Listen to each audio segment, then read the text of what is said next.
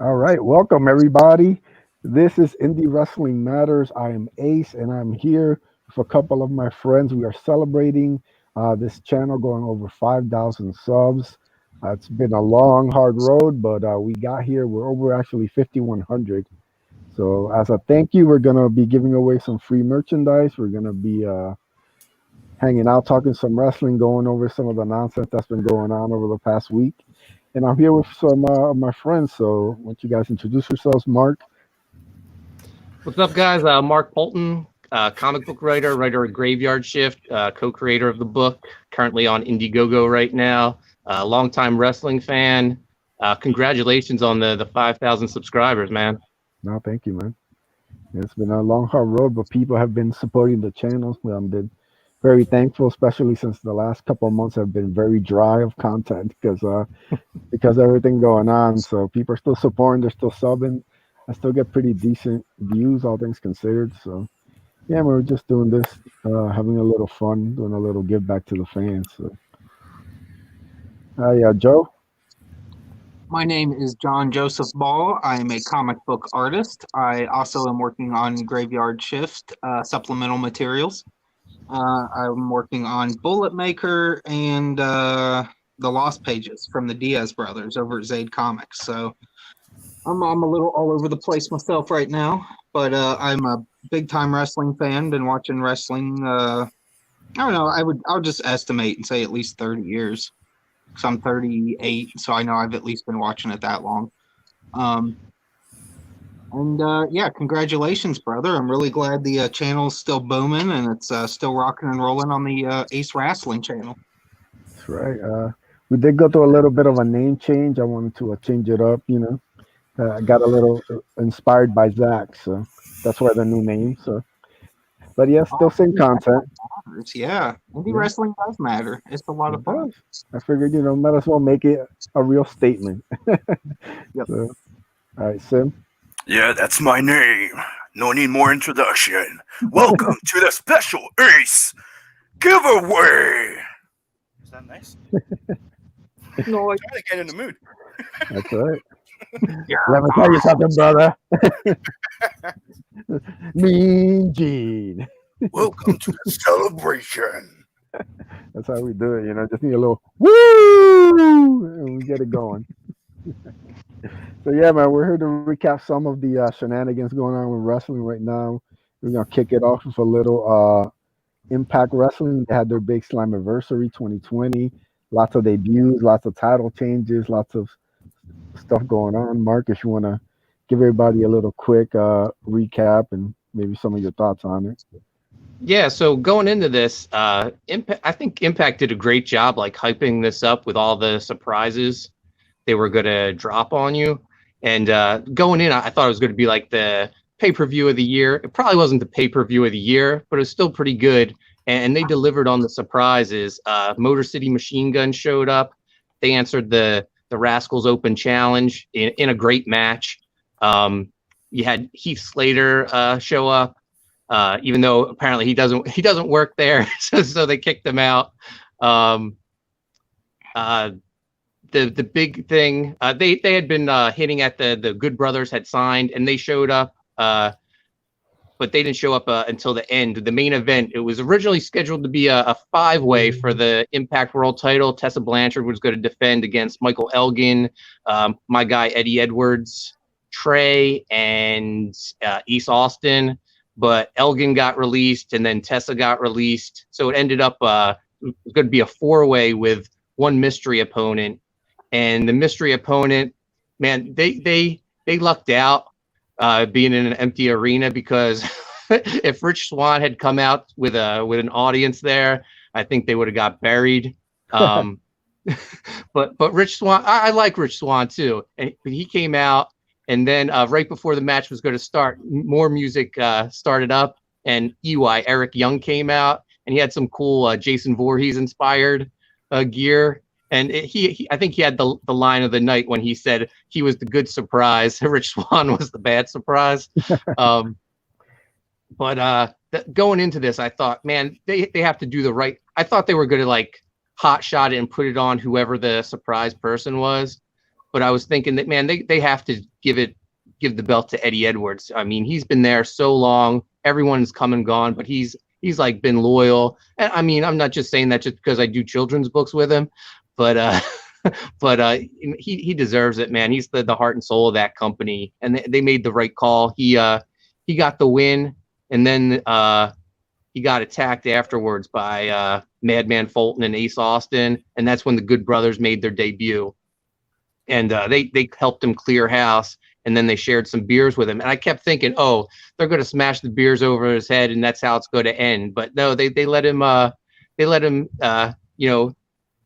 enjoy his win. The show goes off the air when he's like on the second turnbuckle, celebrating with a beer in the belt, and then it goes to black, and then 3 slashes go on the screen, and EC3 shows up.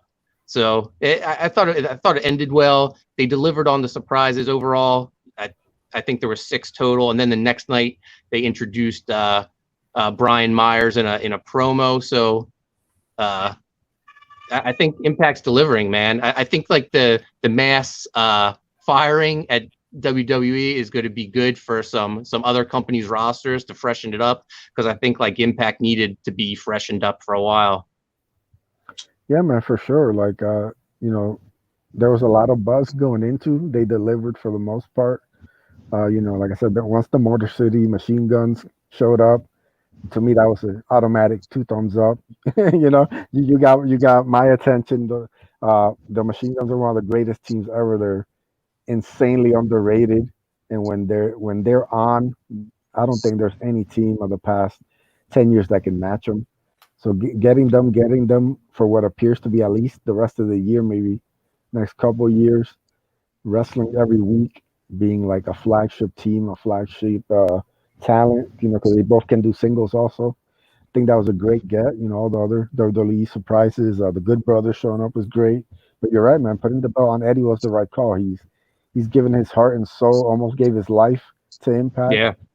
So it's the right call, man. They kept the momentum going. The Machine Guns beat the North for the tag titles. They just got to get a little better TV deal, and then they can really, there's enough room for a number 3. You got WWE, you got AEW, but there's room for a 3. ROH has dropped the ball. All these other companies, that they're not ready. Impact can really, they can have a nice spot, man, and they can continue to grow and do their thing. So glad to hear it. How about you guys, Joe? I thought it was a pretty good show overall. My favorite match of the night actually was the gauntlet match with Kylie Ray, Smiley Kylie, as they like to call her. I mean, she blazed through girl 1, girl 2, all the knockouts. She just zapped right through them with smile bombs. It was an amazing match. There's nothing more satisfying than a smile bomb. So, let me see what else here. Oh, and then the open challenge with Motor City Machine Guns, man, when they did that one move, what do they call it? The assembly line. And that one was pretty rad too. So I enjoyed it. I thought it was a pretty good show. I liked all the maneuvers, and I look forward to the next big pay-per-view of surprises from Impact Wrestling. Well said, Joe. A great show. Yeah. I would ask him, but like I said, he's more of an dude, it old was school fucking fan. amazing. My favorite one was the one that was like the gladiator cage fight, surrounded by crocodiles. That one was the best, dude. Can we all agree that Eric Young needs to get plastic surgery? Because that dude is ugly. Look, he's a good look challenged, I like to say. Congratulations, Edwards, though, because I've been following him since American Wolves days, and it's good to see him get some comeuppance, because that dude's been around forever. Yeah, man, that guy's a tremendous talent, and it's great to like to see the hard workers get rewarded for all they give to the business. So thank you, Shane, for hanging out with us. dude. And it's weird. Like you say, Impact, right? Why does it? Mhm. It brings me back. It makes me think of a football team. They used Is, to be called TNA, so you eh, know. I still call it TNA to me. And I know they try to make a big difference of like, we're trying to change away from what it was, but to me, like 2006, 2005 to 2010 were some of the best years in wrestling because of They'll never okay. escape the tacky Yeah. connotation of TNA. For people Yeah. that didn't, for, For life. for people that didn't get the joke, it's the Montreal football team. It's called the Uh, Impact. see, every time you invite the Canadians, they're always trying to get over their football team. I Swoosh. don't get what that It's the same fucking football. We're not talking about soccer here, dude. I'm not a fucking French. We know you're not French, Sam. All right, you've given up that gig a long time ago. Si, senor. Going back Uh, to Impact, they brought back the TNA title, and there's talk that they're going to start doing like some TNA themed shows. Did you see the match that Moose had with Tommy Dreamer? I felt sorry for Tommy. He got like worked over in that match. Look, I love Tommy, but he can't be doing matches like it's 1999 again. Like, Yeah, what are you doing? Like, Moose took care of him as best as possible, but let's have a traditional wrestling match, Tommy. Let's not. You don't got to kill yourself on pay-per-view for the people. Like, yeah. come on now. Tommy got hit with a drop kick though, and his cheek. He had like a lump on it, and at one point he says it's broken or something. So I don't know. He looked like he got worked over though. Yeah, it's like you know, guys are hardcore. They're extreme, but you gotta learn to pull it back, man. It's Yeah. 2020. Put it in perspective too, like Dreamer's a relatively big human being in real life, and next to Moose, he still looks like a shrimp. So Yeah, it's Moose is a massive individual. He's just a huge dude. So yeah, I would be worried for Tommy. I've watched that guy take some very nasty bumps in his years. And I mean, luckily, a lot of it was in his younger years, but still, I mean, just the ECW days. I don't even know how he lived through that.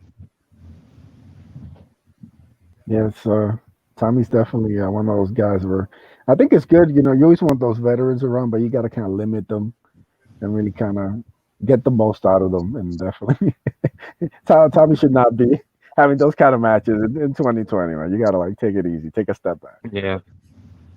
But yeah, no, it's like it's good things happening for Impact. Like I want all these wrestling companies to be at their best.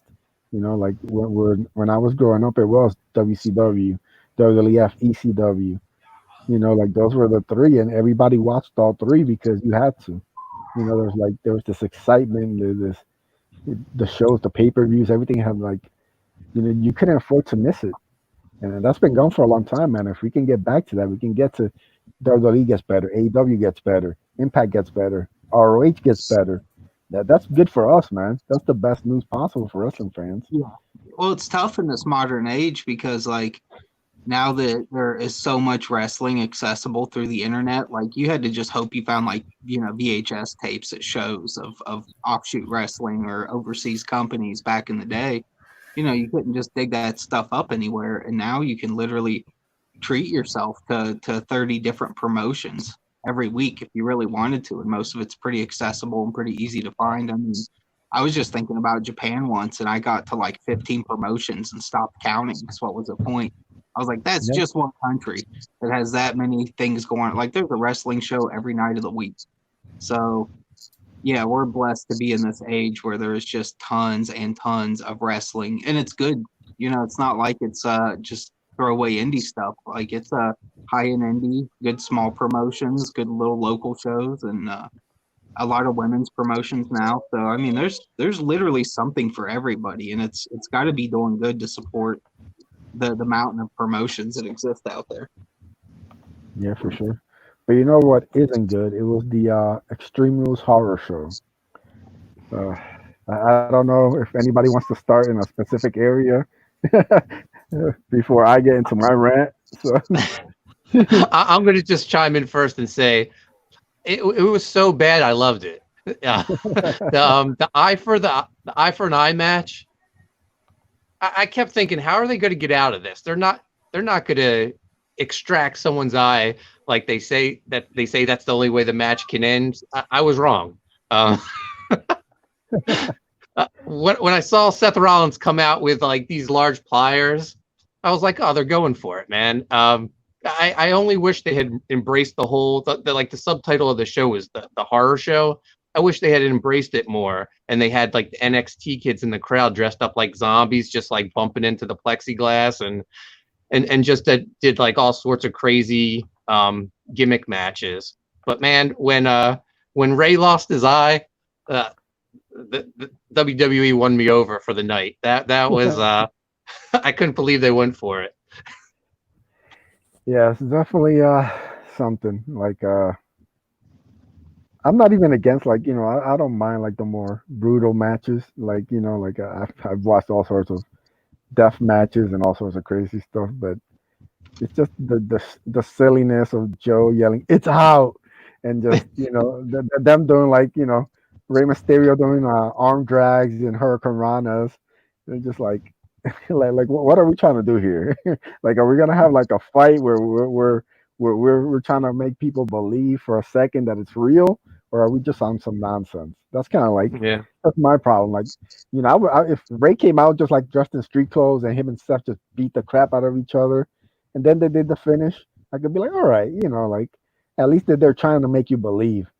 But when you're having like wrestling, wrestling spots, and then you put the guy's eye near the steps, and you're supposed to make me believe like, like, oh, his eye's gonna pop out, and then apparently Vince ended up filming something else where they actually showed him taking the eye out, but it was Oh too wow. gruesome. That's why they went with like the fake eye and stuff. So I was Yeah. like, at least go all the way. If you're gonna go all the way, I'll respect you. Don't give me like this half-ass stuff, man. Like And then that's kind of Seth my threw problem. up afterwards. Oh yes, it's not a pay-per-view unless it's vomit being Yeah. injected. Oh, Hail Satan Ninja, thanks for What's up? coming and hanging out with us, brother.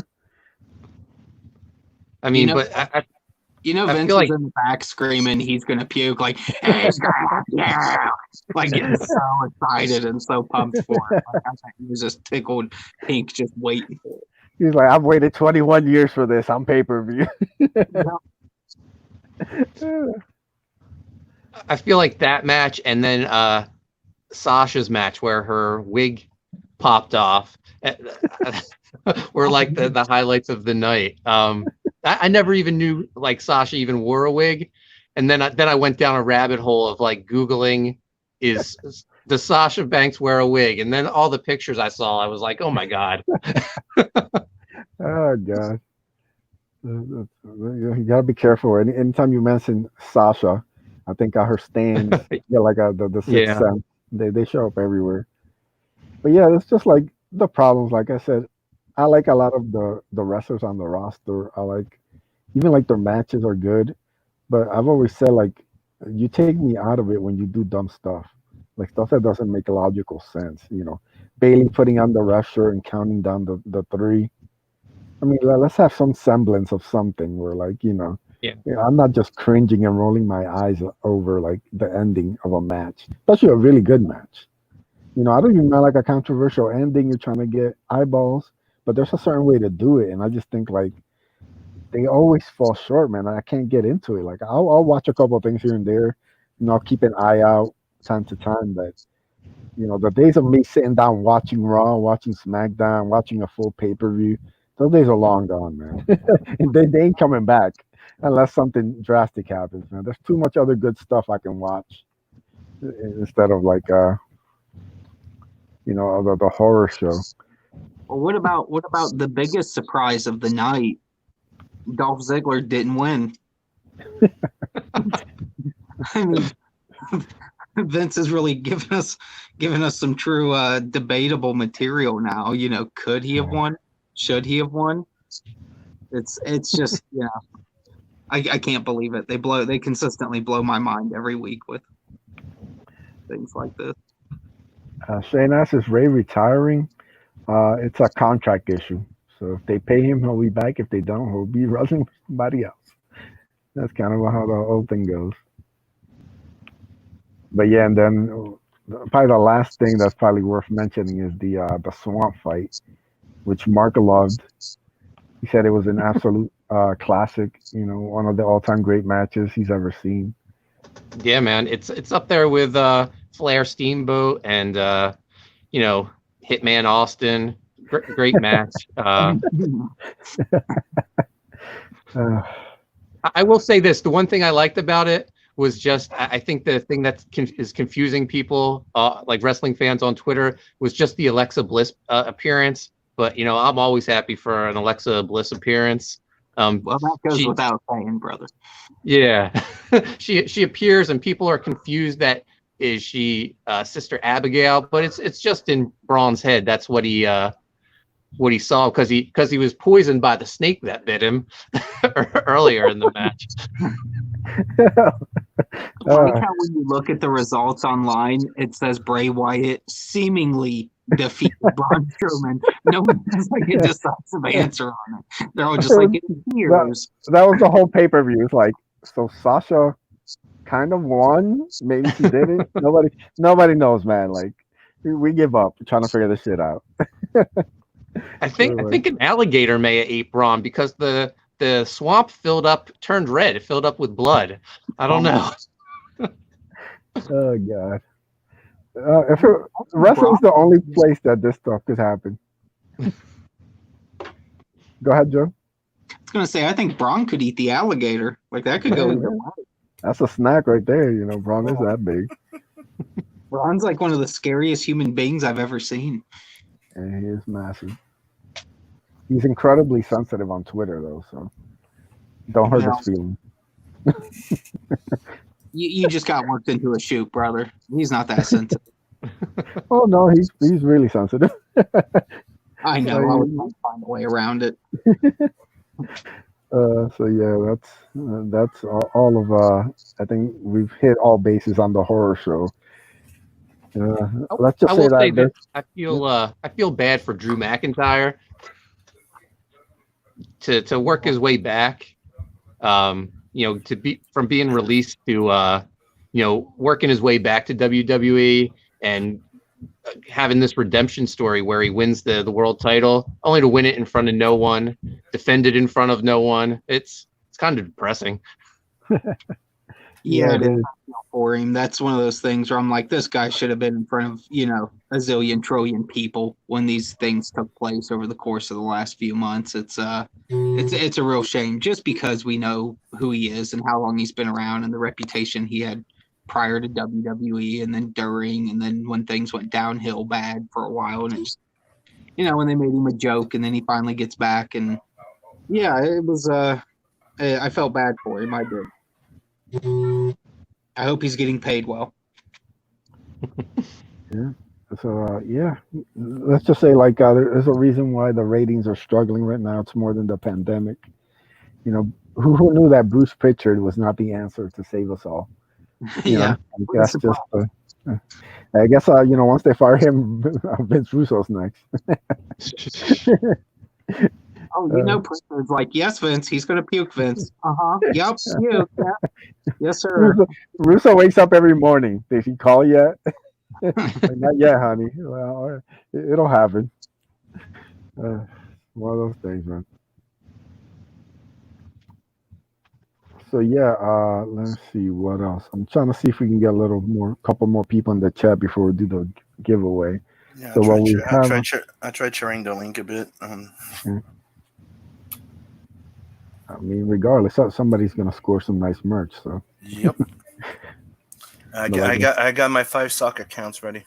That's how you do, brother. Yeah. Joe cheated. You got 10, but yeah, it's okay. Yeah. That's what it is.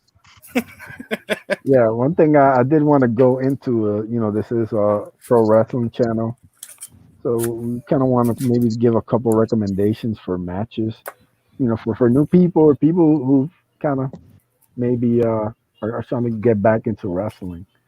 I had a couple little recommendations. People are free to leave them in the chat if they like. But the first match that I want to recommend to everybody is an absolute classic. It's one of the first matches that I remember thinking, as far as like the technical aspects, was just like incredible and just really kind of left a mark. It's Bret Hart versus Mr. Perfect for the Intercontinental title at SummerSlam '91. I believe you can find it on YouTube. I think they have it in two parts. So if you haven't seen it or you don't have the network or whatever, you can go check it out there. It is an absolute masterpiece. Perfect and Brett had incredible chemistry in the ring. Like they had a physicality, the way they moved together. They were never out of sync when they worked.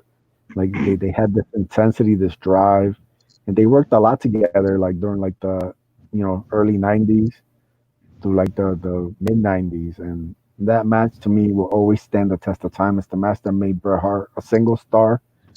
Mr. Perfect basically was had a hurt back and basically just pushed through and said, I'm gonna give Bret the best match I can before I go heal up.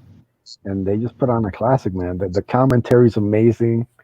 Like everything about that match, the crowd just reacts when Bret wins the belt. He feels like a superstar, and it's just like to me the match holds up. It's still absolutely incredible, and it's really a great showcase of wrestling. So if you haven't seen it, or maybe it's been a while since you've seen it, go check it out. Bret Hart versus Mr. Perfect, 1991 SummerSlam for the Intercontinental title. It is an absolutely must see It for is. any, Yeah. yeah. So anybody else want to go drop a little recommendation? I got one. Yeah, go ahead. Starcade 1993. Vader defends the world title against Ric Flair. WCW sort of lucked into this match because it was supposed to be Vader versus Sid, and Sid got fired for getting in that fight with Arn Anderson and then stabbing him like 24 times. um, but so they slid Ric Flair into the spot for the title match, and it was like such a departure from the Flair that you're used to seeing, being the cocky, hit stealing, wheeling dealing villain. They like made him like a real person, and Vader was like killing guys left and right going into this match, and they were like, oh, this could be Flair's last match. He doesn't really stand a chance against Vader. And they do this cool thing where they send Mean Gene to his house to interview him.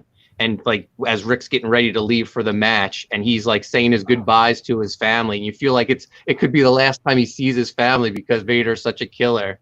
But they have Mean Gene travel with him in the limo to the event, and like Rick's just like, I don't know if I can beat him, and it's just like a real vulnerable Ric Flair. But he miraculously pulls it out and it beats the unbeatable Vader. It's just a great piece of storytelling, and I was like so engulfed in it when when I was watching it. Yeah, man, that's absolute.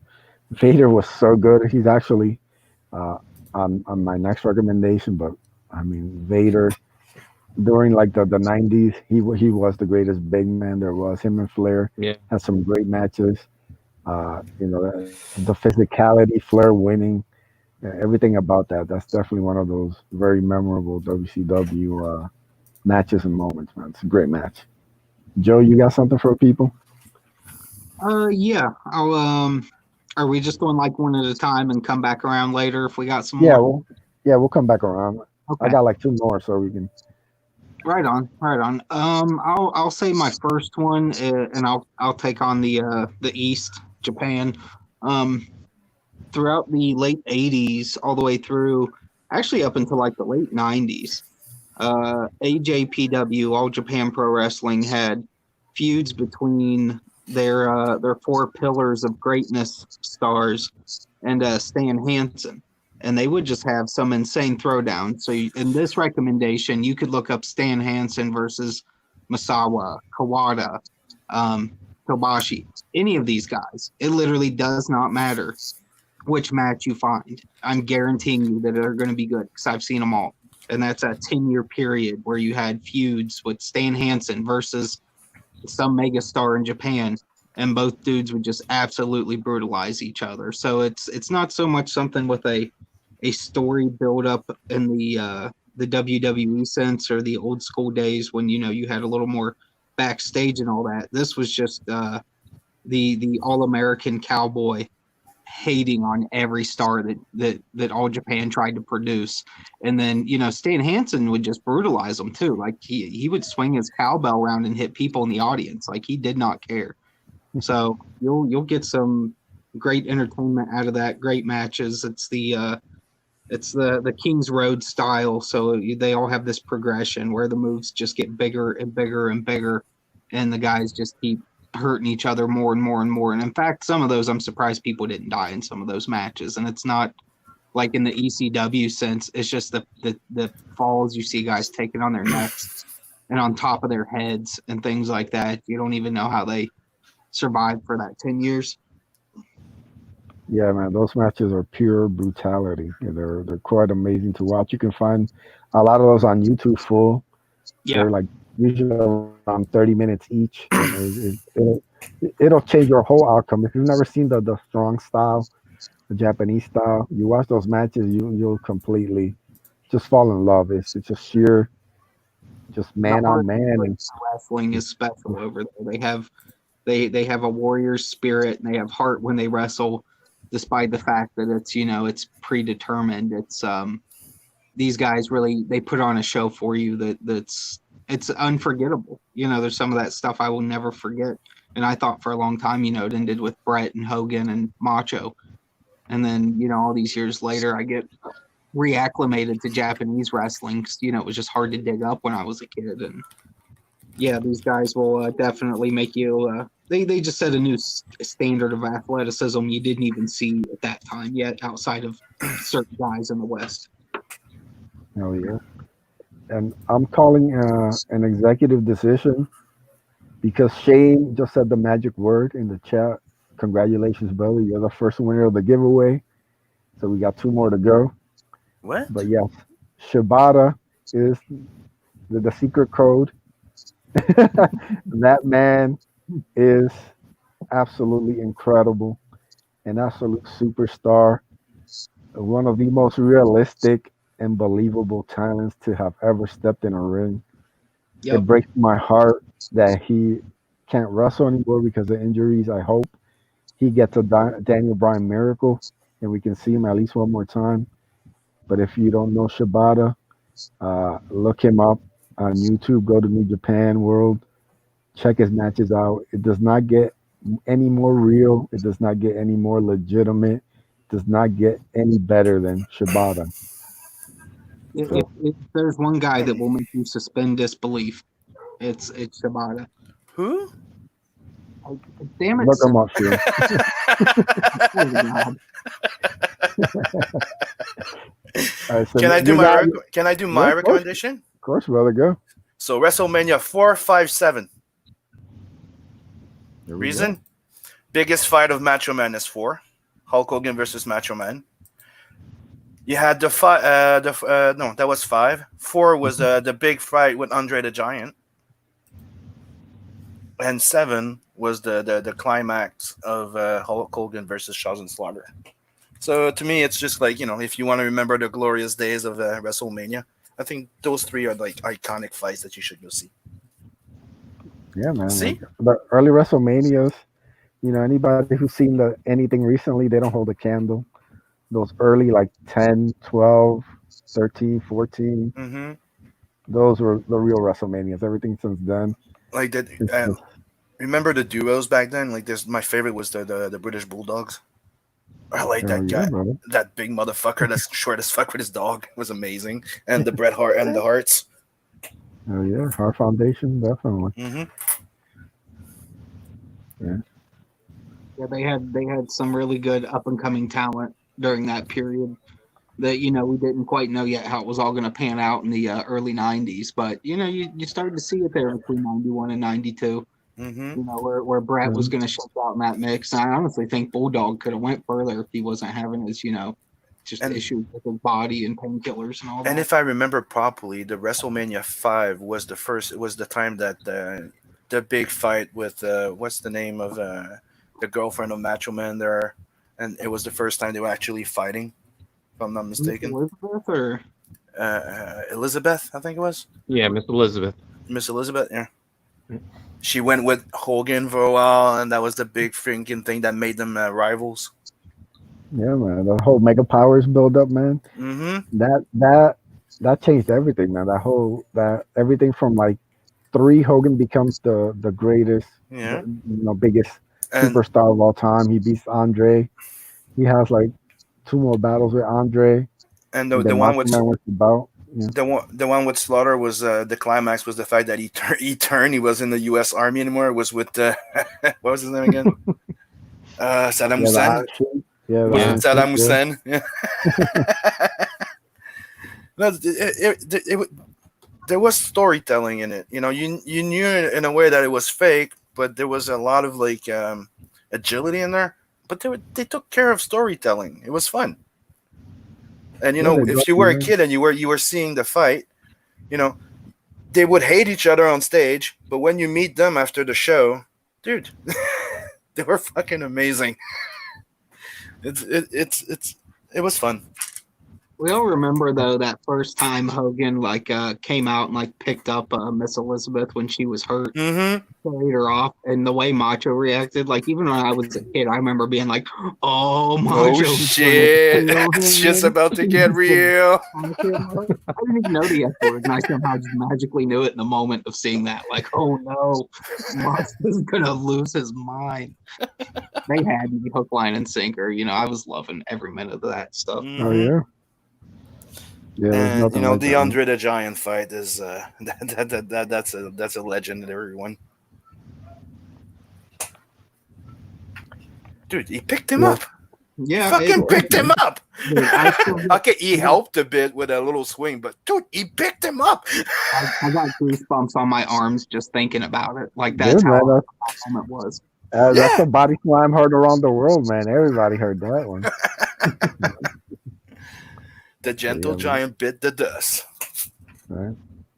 Speaking of giants, my next recommendation is Big Van Vader versus Sting, King of Cable tournament, 1992. Mm. Yeah. I mean, Vader and Sting. This is absolutely amazing because Sting does the rope a dope on Vader in this match. Like Vader beats him half to death, but then he starts getting worn down near the end. And Sting, his face paint is gone. He's sweating. He's beat up. Vader just beating him. But eventually, Sting just, he gets that second wave. He gets the crowd. He feels it. He powers through. They go like 20 some minutes hard. And Sting catches him coming off a top rope by shoulder tackle. He scoop slams him. And he just holds him down enough to get the bare 3 count. And he wins the trophy. And the crowd goes nuts. And Sting can barely hold up the trophy afterwards. But he survived. He conquered the unconquerable Vader. Sting and Vader had some of the greatest matches of all time. They have the greatest strap match of all time, the White Castle strap match, easily. They have countless classics. If you don't know Vader or Sting, or go watch these matches now. You can pick anyone. This is my recommendation. But Vader and Sting had an absolute classic feud, classic matches, classic moments. The promos are great. Sting going up to Vader's castle is the most ridiculous thing in the history of wrestling, and it is amazing. Like you cannot miss. You watch Sting Vader's feud from the beginning to their last match in the late '90s. Every match is worth it, man. So I had to throw that as a recommendation. Your turn, Mark. My next match is another Ric Flair match from 1987. Battle for the belts. He defends against maybe the most underrated wrestler of all time. I think Barry Windham. I feel like Barry Windham doesn't get his due. Most people just know him as like the guy in the Horseman, but he should have had the world title way before he eventually did get it, when it meant nothing. But they had this match in Florida. I remember reading about it back in the day in the old wrestling magazines. And I think it was like the first American match Dave Meltzer ever gave 5 stars to.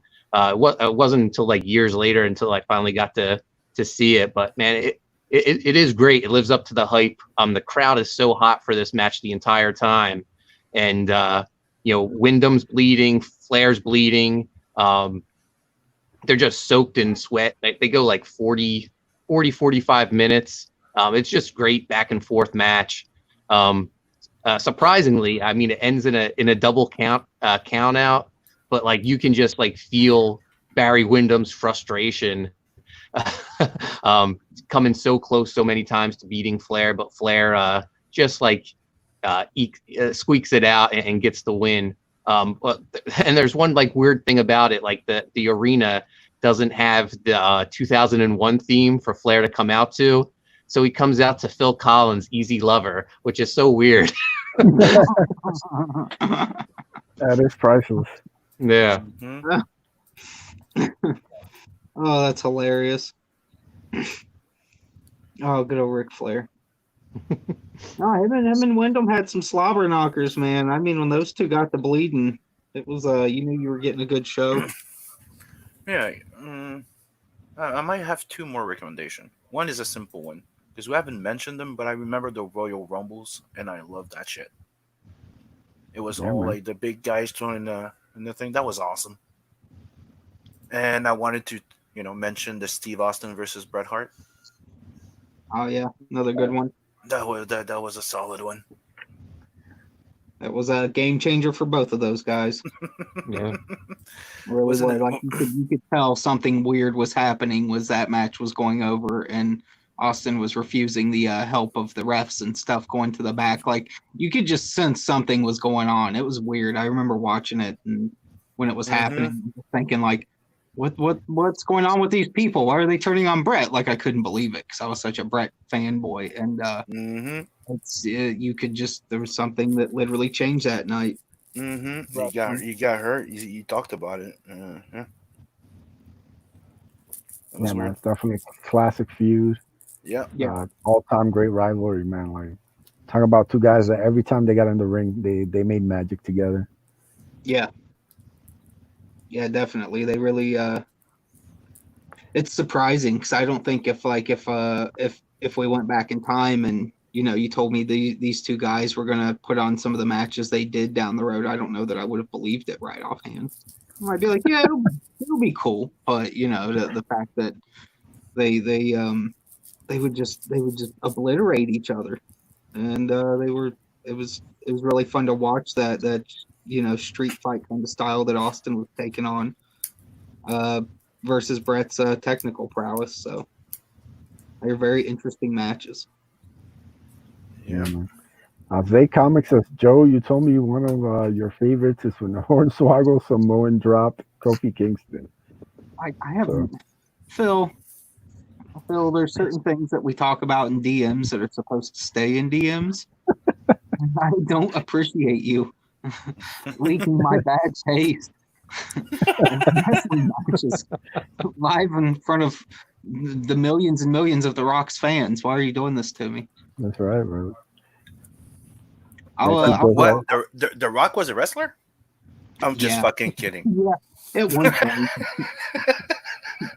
20 years ago. But it's just It a was like joke 2 because lifetimes ago. I Yeah. knew about it, but I already stopped watching wrestling when you started. I'll throw a WWF recommendation out there, which is rare for me. Not that there isn't tons of good stuff; it's just commonplace. But Rock versus Hulk Hogan at WrestleMania 18, like to this day, I can rewatch the last 10 minutes of that match on loop. Oh yeah, they never fought. get tired of it. Like the crowd in where was it? Toronto, I think. Yeah, Were going Toronto. Yeah. absolutely insane. I've never heard a crowd go that nuts to this day ever in my life. Just to see Hulk walk out and see the crowd just decide, like right there on the spot, like, you know what? This is pretty sweet seeing Hogan again.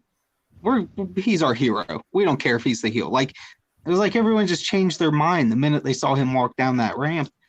And to see Hogan as the guy that was supposed to be the heel turn around and truly become the baby face of the match. And Just Hogan went too. We didn't see Hogan really wrestle hard outside of some Japanese stuff and some overseas stuff.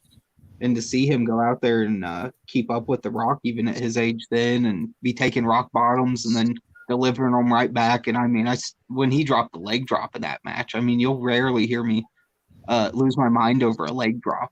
But every single time I see that WrestleMania 18 match, Yeah, man. Like the light bulb's going off as he's dropping the leg on Rock. That's iconic, man. That's just yeah, dude, I you don't love it. get those moments anymore. Yeah. I was actually at Shane Mess's house watching that the night it happened. Later on, I got food poisoning and vomited for like 2.5 hours. But I should probably watch that one. I haven't seen it. yeah, Man, it's definitely worth watching. Yeah, Jerry man. Lawler and JR are great in that one too. Because like literally, like when Hulk starts hulking up and waving the finger, you just hear Lawler just being like, ah! Like just screaming for no reason, not Yeah. even words. Lawler turns into like the ultimate Hulkamaniac right there. It's Dude, hilarious. in Canada, Hulk Hogan has always been the top. Like he's always been one of the favorites. Oh, I Like believe it. he was a big, huge star here. Like everybody loved him here. I don't care where he went for most of wrestling. He was going to be the star, no matter how big the stars were in your promotion. I mean, he was out there beating Great Muta, and the Japanese were clapping for him. Like, yep, Hulk's pretty sweet. Sorry, Muta. It's like, I couldn't believe that shit. They were just like, well, it's Hulk. What do you want? He let you kick out of a leg drop at least. Be glad for that. But Yeah. He's my So all-time favorite. Yeah, Hogan's great. My last recommendation is TNA Classic. It is the triple threat for the X Division title. Samoa Joe, Christopher Daniels, and AJ Styles. At Unbreakable, an absolute 5-star masterpiece. 3 young guys in their prime going out there putting out a nearly 30-minute classic. Fucking A, Mr. Perfect Bret Hart. I forgot that one. That was fucking sweet. Sorry. Yeah. That was fucking sweet. Yeah. So look, there's always time to mark out for Perfect and Brett. That's always allowed. Yeah, no, this match was absolutely amazing. If you're not too familiar with Impact Wrestling, you're not any familiar. Maybe you only know AJ Styles and Joe from the current the reruns. Maybe you just got into AEW and know Daniels from SCU. Go find this. This is on their YouTube channel for free. You can watch the whole match. It is absolutely holds up to this day. It is 3 guys in their prime wrestling their asses off. AJ Styles wins the X Division title back, but on that night, 3 stars were made. And the biggest mistake TNA ever did was not putting their whole promotion on those 3 guys' shoulders, because those 3 guys were 100% money. They feuded for like a year, different iterations of those 3. Every match was great. Every segment was great, promos, everything. That's why Impact became known. That's why they went over like 1 million viewers routinely on Spike. That was the prime days, the 6-sided ring. All of it is boiled down into that one match, man. To this day, it's still one of my personal favorites. And like I said, if you're not into Impact or you just watch certain stuff, I don't care what your preference of style is, you will love this match. So I had to show that one love right there. Yeah, man. TNA was built on the X Division. Those 3 guys, man, they were great. They were, man. Absolutely. All right, last one, Mark. Another TNA match. I believe it was 6 Sides of Steel. America's Most Wanted against Triple X, Christopher Daniels and Elix Skipper. Just for this one insane move that Elix Skipper does. He walks across the top of the cage. There's no top to the cage. It's just like a piece of fencing. And he just walks across it and does a Frankensteiner to James Storm, I think. It's the craziest thing I've ever seen in wrestling. It is like that. I think that clip is also on their website. Yeah, their YouTube channel. It is absolutely amazing. People don't know. Back before they became like they went to Spike and everything. Basically, the American Most Wanted and Triple X was the feud. Those 4 guys, those 2 teams, absolutely incredible matches, and that was the last match they ever had. The losing team broke up was the stipulation. America's Most Wanted won, and Triple X had to break up, which led to Daniels going solo and winning the X Division title, which led to the triple threat. See how it all ties together? Yeah. But that was absolutely amazing match. Those early days of TNA had a lot of nonsense, but trust me, you watch those Triple X America's Most Wanted matches, you'll just fall in love, man. Because like the talent in that ring, the chemistry those guys had, absolutely amazing. And the crowd, you hear that crowd, man, that small crowd, a couple hundred people, it feels like 10,000, man. They had Yeah. energy, and that's what's missing, man. Like you need the crowd to believe, you need the crowd to be into what you're promoting, and that wasn't even the main event of that night, but the match felt important because the fans cared and the talent in the ring cared. So that's amazing match, man. Yeah, and I'll give it up for TNA/Impact. They've never been afraid to put the focus on tag team wrestling with Triple X, America's Most Wanted, um, Motor City Machine Guns, Beer Money, the Wolves, and now we got the North, Good Brothers, and Motor City Machine Guns are back. So yeah, I mean WWF has like sort of tag team wrestling hasn't been a priority for them in years, but Impact's always had a strong tag division. I feel like. Yeah, for sure. All right, Joe. Last recommendation, brother. All right. We'll go with Kazuchika Okada versus Kenny Omega. Their first Wrestle Kingdom match in 2017. That'll be my last recommendation. That's I know it's a big pay-per-view match, and there's a lot of even tournament and smaller matches that New Japan does is great, but this one's like an all-time great. This was a match that I was lucky enough I stayed awake to watch because I was fading really bad. Because the time difference when it was on Oh yeah, live. it's brutal, man. When you're trying to watch, you're trying to watch Wrestle Kingdom, and you're just like Jesus Christ. just one more hour. You're like one more hour. I got one more hour in me. Yeah, you see the sun creeping up and you start feeling all Yeah. awkward and weird, and it's like, Jesus, just get this over with. But luckily, that particular match, it re-woke me up. It got me going. And to this day, that's one of those matches that I feel like I can watch anytime over and over and over. And it's just the heart of both guys that build up to that match. Just the how brutal Kenny and Okada both got with each other, and I was a little sad for Kenny at the end of it because New Japan does have a habit of like not throwing straps on guys when they're just red hot.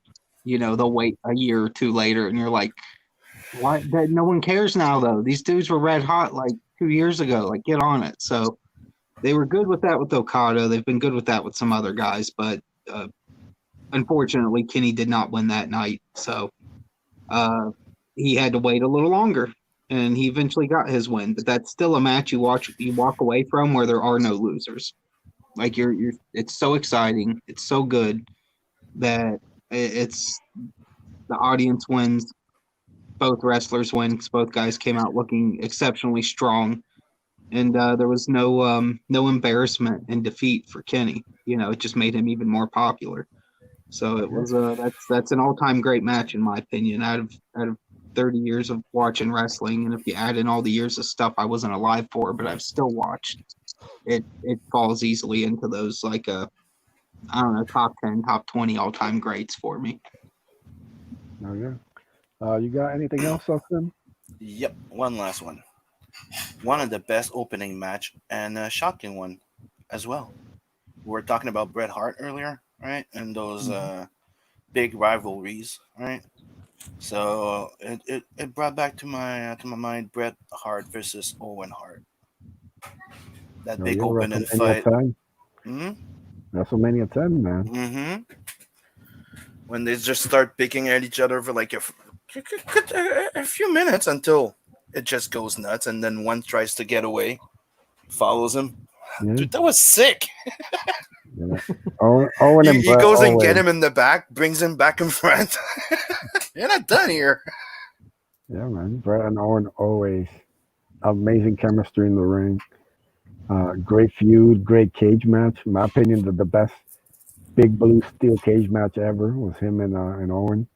Yeah, WrestleMania 10 is a classic. It made Owen a star. It set up everything about that night with Brett winning and then Owen being jealous at the end. It doesn't get much better than that, man. Sometimes storytelling is real simple. When you Yep. don't yeah, overthink it, you just set it up nicely, man. When you put that cure in, so yeah, it's definitely another match worth checking out. Like I said, if anybody, most of these are pretty easily found. If you can't find them on YouTube, you can find them on the network or New Japan World. yeah. Uh, yeah, so those are recommendations from us to all of you guys. Uh, and Mark, your answer was so good that I'm gonna send you some merch, brother. So congratulations. Congratulations, Mark Polton. You are the Yeah, winner. Awesome. yeah, that's right. So we're going fast and loose here. No, but yeah, man. Like I said, it's getting close to an hour, so we're gonna start wrapping it up. Thank you everybody for coming out, hanging out with us. I don't do a lot of live streams on this channel. Most of them are on my other channel, Drawing Aces. But just wanted to do one, just kind of for content, just to like, show some love to the chat and everybody. Uh, I'm gonna save the last giveaway. Might do something special for the channel, so I might come up with something just for like a channel exclusive. So look out for that in the next couple of days. But yeah, we're gonna wrap this up. As always, thank you for hanging out. You can please feel free to subscribe to this channel. You can sub to my backup channel, Drawing Aces. I'll drop everything in the description once we're all done. Uh, so yeah, you can follow me on Twitter at Edwin Aces, and look out. Maybe you might do another live stream next month, and we'll keep trying to give different kind of contents on here. But all right, we're gonna sign off. Mark, why don't you tell everybody where they can find you, brother? Yeah, you can find me on Instagram and Twitter at Coney Waves. I have my own YouTube channel, Primetime Polton. I do a wrestling show with my fellow comic book creator Phil McNulty called La Pod Gods. We usually talk Impact Wrestling, AEW, the occasional WWE, and I got two campaigns on Indiegogo right now. My book, Graveyard Shift Volume 3, and a second chance campaign for U.S. Assassin. Please check them out. Hell yeah. Joe. My name is John Joseph Ball. You can find me on Twitter at Comic Art Master One. You can find me as the 1776er on Instagram. And I usually will post art and comic book related things that I'm working on. As Mark said, Graveyard Shift, Volume 3, you want to get on that. And then I got Bullet Maker coming down the road, and my next one up is going to be the Lost Pages from the Diaz brothers. So you'll be seeing a 10-page story I did in that. Yes, get the Lost Pages. It is an amazing project. Any comic book fans out there, you will love it. So go check it out. Like I said, I'll drop links in the description once everything's done, so you can find everything real easy. Sim, why don't you tell everybody? You can find me under Simon Sympathy on Twitter, Facebook, Instagram. I'm also the artist Sim on Facebook. You can find me on YouTube under Simon Sympathy. I'm doing a giveaway when I reach 500 and another one when I reach 1K, where I'm going to be giving a sketch cover, a Heavy Metal Magazine special anniversary edition number 300. And go sub to Tales for the Nettlers. There we go. Yeah, Sake Comics says he recommends Oz versus Glacier in '91, where he lands the best Kansas City Twister he ever has landed. So, I'm sure you might have to dig into Dave Meltzer's vault to find that one, but Yeah. I appreciate the recommendation, brother. All right, guys. Thank you for hanging out. It's been fun.